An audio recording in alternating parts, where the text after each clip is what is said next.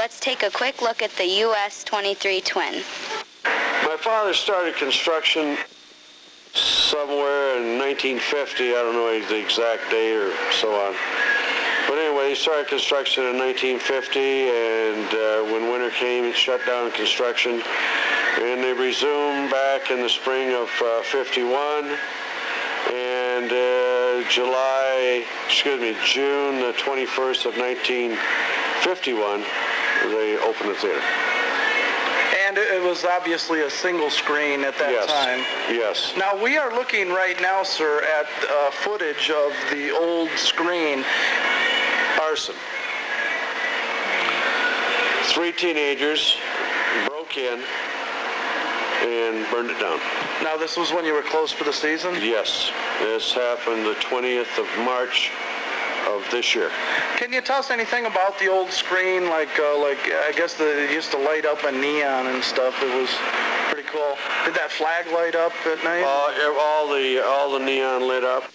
Across the top said US-23. Yeah. And then it had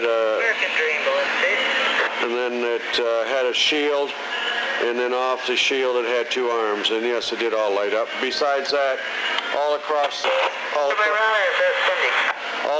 the front, 120 and 63. There was 180. There was about 250 feet of double strip neon across the front of it. Now, a lot of people talk about the demise of the drive-in theater. That must have been pretty disparaging with the screen burning down.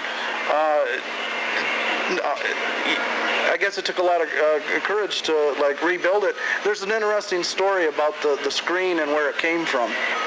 The original screen was located at Dort and Maple Road, and it was called the Dort Drive-In Theater. Carasotis owned the theater, and they decided to sell the properties, and when they decided to sell the properties, they was going to put the wrecking ball to it. And I bought the screen from a fellow by the name of Jay Fisher, who was the demolition person. Okay. And so you actually used half of that screen? I bought, that would be 11 years ago. I purchased the screen in the fall of the prior year, and then the next spring I constructed exactly 1/2 of that screen, and the dimensions that I constructed was 38 feet, 5 inches in height, and 80 feet in length. And I still had the same screen left over laying on the ground that I had plans to put up in the northwest corner of the property. So this drive-in theater would have become a 3-screen complex. Yes.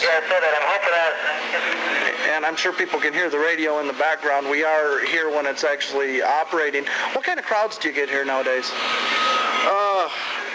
This year, the crowds really hasn't been that good compared to last year and the year before.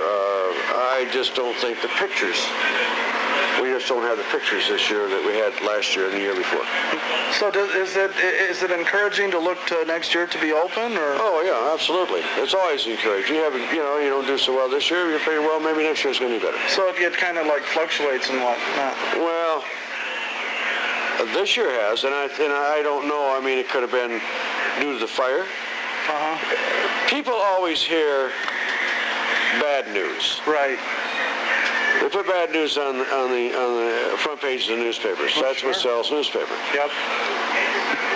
But by the same token, the Flint Journal did, when we erected the new screen and got open, they did have an article, and they did put it on the front page. Now, I know people right now, and talk to people, say, we didn't know you was open.